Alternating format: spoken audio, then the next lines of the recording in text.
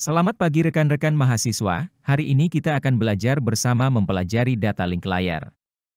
Dalam materi ini, Anda akan mempelajari 1. Membandingkan karakteristik topologi fisik dan logis. 2. Metode kontrol akses media menjelaskan bagaimana perangkat mengakses LAN untuk mengirim frame. Lapisan data link mempersiapkan data jaringan untuk jaringan fisik. Untuk mengirim frame antar perangkat, lapisan ini harus memahami topologi logis. Topologi jaringan adalah susunan atau hubungan antar perangkat dan koneksi di dalam jaringan. Terdapat dua jenis topologi dalam jaringan LAN dan WAN. 1. Topologi fisik, mengidentifikasi koneksi fisik antara perangkat akhir dan perantara, seperti router, switch, dan access point. Biasanya berbentuk point-to-point atau bintang. 2. Topologi logis, menunjukkan bagaimana frame dikirim dari satu node ke node lainnya menggunakan skema IP di layar 3. Topologi ini menentukan jenis framing jaringan dan kontrol akses media. There are several types of network diagrams.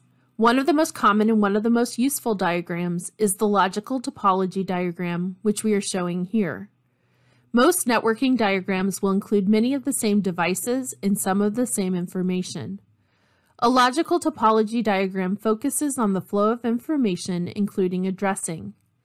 The topology here is showing just an example of some of the relevant information you may see in this type of diagram. Included in this diagram are network devices such as routers, firewalls, and switches. Usually the client devices are not included, instead they are represented using a single Ethernet switch. These diagrams vary in detail, but their intent is the same. They are used to give network engineers and administrators a better understanding of the network layout, how devices communicate with each other, and to illustrate the flow of information through the network. This helps monitor network traffic for performance and security, scale and enhance the network with additional devices and features, and most importantly, help troubleshoot problems more quickly. Network addressing information is usually included showing various subnets along with the addresses of key servers and other devices. Some of the addressing information may also be in other network documentation, such as an IP addressing plan, including specific interface addresses of routers and firewalls. The address plan may also include policies related to dynamic assignment of IP addresses, default gateway addresses, and network address translation. Again, all of this will vary depending on the policies of the IT department and the organization. Besides the IP addressing plan, other documents may be included, such as security and firewall policies, inventory of network devices, any network statistics and analysis, backup and recovery information, and much more. Topologi WAN umum mencakup tiga jenis. 1. Point-to-point, terdiri dari tautan permanen antara dua titik akhir. 2. Hub and spoke, versi WAN dari topologi bintang, di mana situs pusat menghubungkan situs cabang melalui tautan point-to-point. 3. Mesh, menyediakan ketersediaan tinggi dengan menghubungkan setiap sistem akhir ke setiap sistem lainnya, tetapi memerlukan biaya administratif dan fisik yang signifikan. Hibrida adalah variasi atau kombinasi dari topologi apapun, seperti mesh parsial di mana beberapa, tetapi tidak semua, perangkat akhir saling terhubung. Menghubungkan dua node langsung tanpa berbagi media dengan perangkat lain. Protokol point-to-point digunakan untuk komunikasi sederhana. Secara logis, koneksi tetap point-to-point meskipun ada perangkat perantara di jaringan. Topologi bintang dan extended star, perangkat akhir terhubung ke switch pusat, memungkinkan skalabilitas dan kemudahan pemecahan masalah.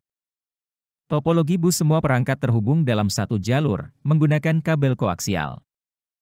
Topologi ring, perangkat saling terhubung membentuk cincin, digunakan dalam jaringan token ring dan FDDI.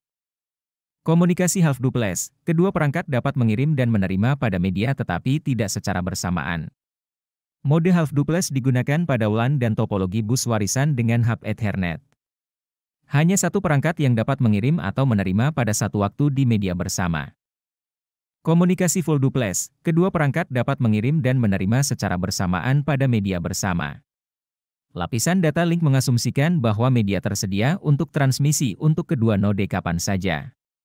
Switch Ethernet beroperasi dalam mode full duplex secara default. Jaringan multi-akses memungkinkan beberapa perangkat mengakses jaringan secara bersamaan. Ada dua metode utama. 1. Akses berbasis kontensi. Semua perangkat berbagi media dan harus bersaing untuk mengirim data. Contohnya, CSMA-CD atau Carrier Sense Multiple Access with Collision Detection digunakan di jaringan Ethernet. CSMA-C atau Carrier Sense Multiple Access with Collision Avoidance digunakan di WLAN. 2. Akses terkontrol. Setiap perangkat memiliki giliran untuk mengirim data, tetapi metode ini tidak efisien. Contohnya, Token Ring dan ArcNet. Contoh jaringan akses berbasis kontensi termasuk WLAN menggunakan CSMA-C, jaringan Ethernet bus menggunakan CSMA-CD, dan jaringan Ethernet dengan hub menggunakan CSMA-CD. Jaringan ini beroperasi dalam mode half duplex. Jika dua perangkat mengirimkan secara bersamaan, akan terjadi tabrakan. Ini adalah bagian deteksi tabrakan atau CD dari CSMA-CD. CSMA-C digunakan oleh WLAN Y802.11 untuk menghindari tabrakan dengan menunggu sebelum mengirimkan. Setiap perangkat yang mengirimkan termasuk durasi waktu yang dibutuhkan untuk transmisi sehingga perangkat lain tahu berapa lama media tidak akan tersedia. Setelah perangkat nirkabel mengirimkan frame 802.11, penerima mengembalikan pengakuan sehingga pengirim tahu frame tersebut telah tiba.